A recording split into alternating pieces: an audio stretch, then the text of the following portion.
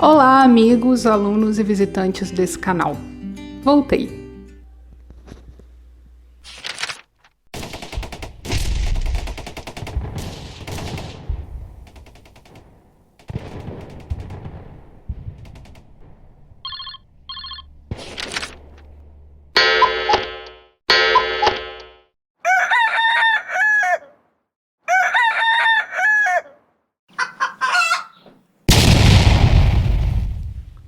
Então, gente, é o seguinte, eu vou dar um anúncio aqui que parece meio bobinho, parece que eu tô querendo virar vlogger, mas é importante.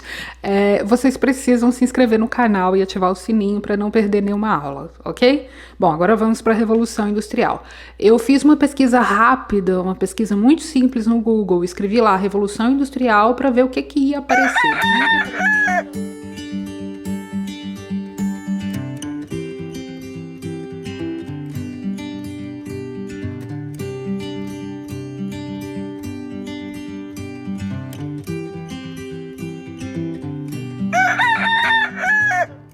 Bom, uma vez que a definição simples que apareceu lá no Google foi essa, será que se a gente for pesquisar o que algum historiador de renome, algum historiador que tenha peso acadêmico, né, tenha falado sobre a Revolução Industrial, vai ter diferença?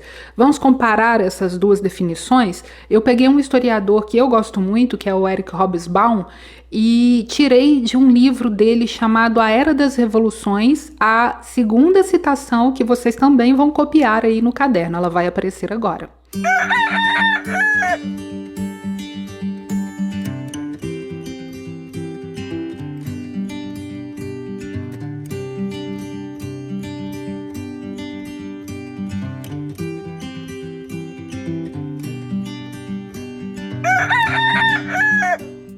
Bom, como a gente pode ver, não teve assim tanta diferença, né? Estão falando de mudanças, todas as duas citações, né? E estão falando de crescimento de produção, né?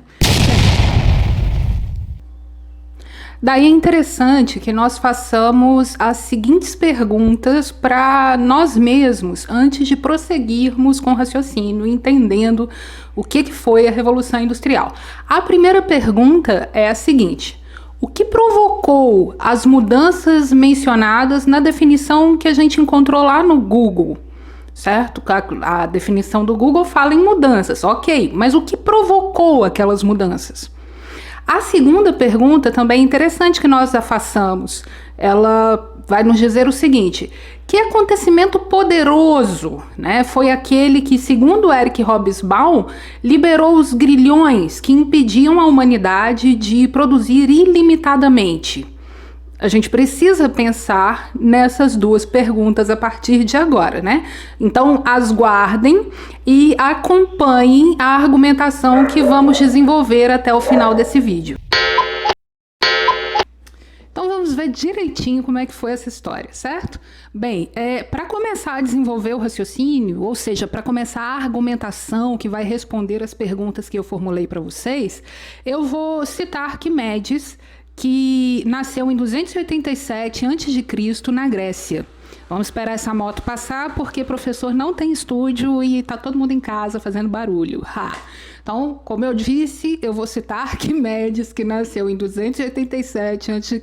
na Grécia Antiga.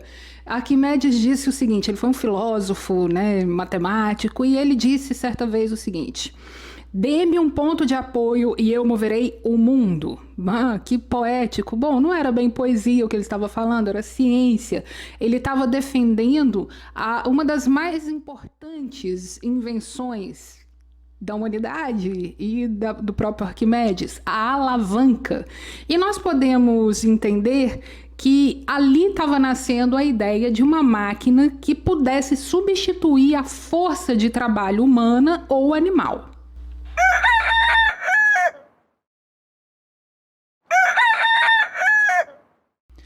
Mas, como vocês sabem, essa história não parou ali em Arquimedes, né? Muita água passou debaixo dessa ponte. Bem, houve lá na Grécia ainda um outro filósofo, matemático e inventor chamado Herón de Alexandria. Por volta de 130 a.C., ou seja, um pouco mais recente do que o Arquimedes, né? Ele desenvolveu o primeiro dispositivo a vapor que se tem notícia na história da humanidade. Esse dispositivo a vapor foi chamado de máquina eolípila. Eu sempre embolo a língua quando eu vou falar esse nome, tenho que falar devagar. Máquina eolípila. E ela funcionava de acordo com um esquema animado que vocês vão ver logo em sequência. Tomara que funcione essa animação. Vamos torcer para isso. Veja.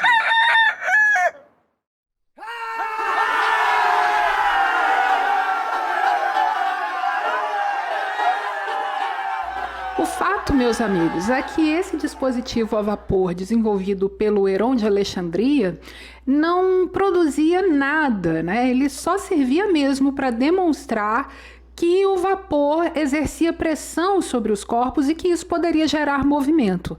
Bom, o nome disso, meus amigos, é ciência pura, uma coisa linda de se ver. Esse experimento é bem simples e talvez vocês não tenham entendido muito bem, então eu vou explicar. E se vocês tiverem entendido, eu vou explicar do mesmo jeito. Bem, tem aquela cumbuquinha lá, né? Douradinha, não sei exatamente que cor é aquela que tá ali no esquema. Bom, mas aquele recipiente ali seria onde estaria a água, certo? E tem uma parte desse experimento que não está representada ali, que seria o fogo que estaria abaixo dela para aquecer a água, transformá-la em vapor e fazê-la movimentar aquela espécie de compartimento de pressão, não sei como exatamente chamar aquilo. Bom, eu já vi esse experimento replicado diversas vezes em feiras de ciências pelo Brasil afora e até aí na Dom Silvério mesmo. Talvez vocês tenham já feito esse experimento com a orientação da professora de física, é bem possível. Mas apesar do Heron de Alexandria ter tido sucesso com o experimento dele, né, ia demorar um pouco ainda para que aquele conhecimento científico ali produzido fosse aplicado. Na verdade, um pouco é muita bondade minha, demorou bastante. Mas aí, meus queridos, eis que um dia aconteceu. Primeiro com Thomas Savery, ou Savery, não sei exatamente como é que se pronuncia o nome dele, né? Mas ele era inglês, provavelmente era Thomas Savery, em 1698, ou seja, século 17, finalzinho do século 17. E depois com Bem, antes de eu falar o nome do sujeito, eu vou mostrar a invenção dele. Vejam mais um esquema animado.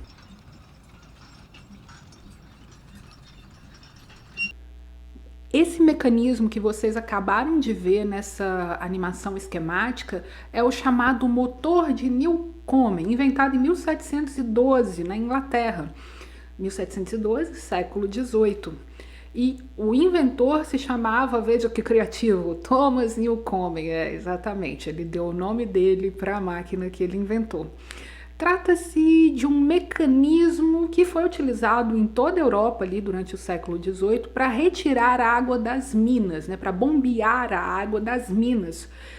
Mas esse mecanismo ele tinha um problema, que era ele perdia muito calor, portanto ele perdia energia, né, porque o que movimentava ali era o calor, né, era um trabalho, eu não sou professora de física, mas tem a ver com termodinâmica. Depois a gente faz esse trabalho interdisciplinar. Bem, mas aí, meus amigos, esse problema ele foi aperfeiçoado por um camarada chamado James Watt. Esse, sim, é um conhecido de vocês.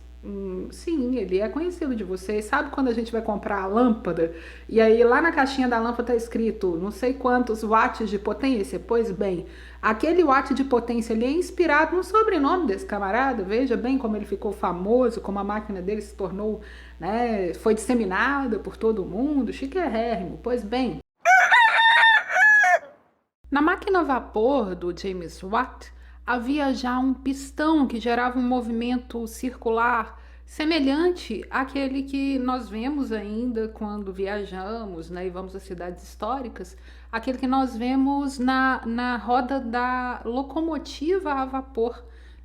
Inclusive esse sistema vai ser realmente utilizado na locomotiva a vapor ainda no século XIX. Então, para corrigir o problema da perda de energia da máquina de Newcomen, o James Watt fez pesquisas na Universidade de Glasgow e essas pesquisas geraram patentes. Essas patentes aconteceram em 1769 e 1781, século XVIII. Estão captando? Pois bem, foi aí que pela primeira vez na história a humanidade viu uma máquina a vapor que poderia ser aplicada a qualquer mecanismo. E o primeiro setor da economia que foi beneficiado por esse avanço tecnológico foi a indústria têxtil, ou seja, a máquina primeiro foi utilizada para produzir tecidos, mas não ficou por aí. Logo, ela seria empregada na produção de qualquer coisa que o ser humano pensasse em fazer. Por quê? Ora, porque não existiam impedimentos para isso, né? Ela podia ser aplicada. E ciência é assim, quando a humanidade descobre as coisas, está aberta a caixinha de Pandora. Vocês sabem o que é a caixinha de Pandora? Bem, não tem a ver com evolução industrial. Pesquisem. Bom, acontece que agora a gente vai fechar essa aula, que ela já está ficando longa demais. Bem, revolução industrial é muitas vezes definida nos livros didáticos como o momento em que se constituiu um sistema fabril mecanizado capaz de produzir em larga escala, de uma forma muito grandiosa, a um custo decrescente. Ok, vamos colocar um slide aí para vocês copiarem essa definição.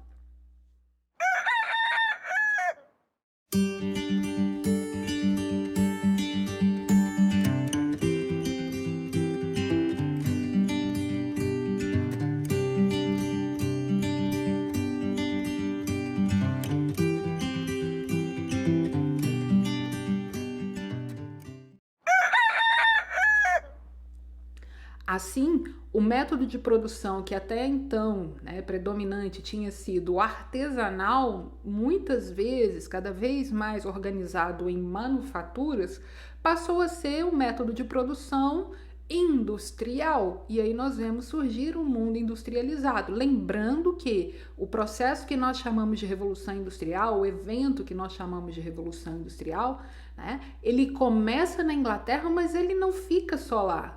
Okay? Logo, esse avanço tecnológico vai ser dominado por outros países do mundo. Primeiro na Europa continental, depois essa novidade chega aos Estados Unidos, Japão e muito depois ao Brasil. Bem, então, meus amigos, com os conhecimentos que vocês adquiriram nessa aula, vocês já são capazes de responder as perguntas que foram colocadas no início do vídeo.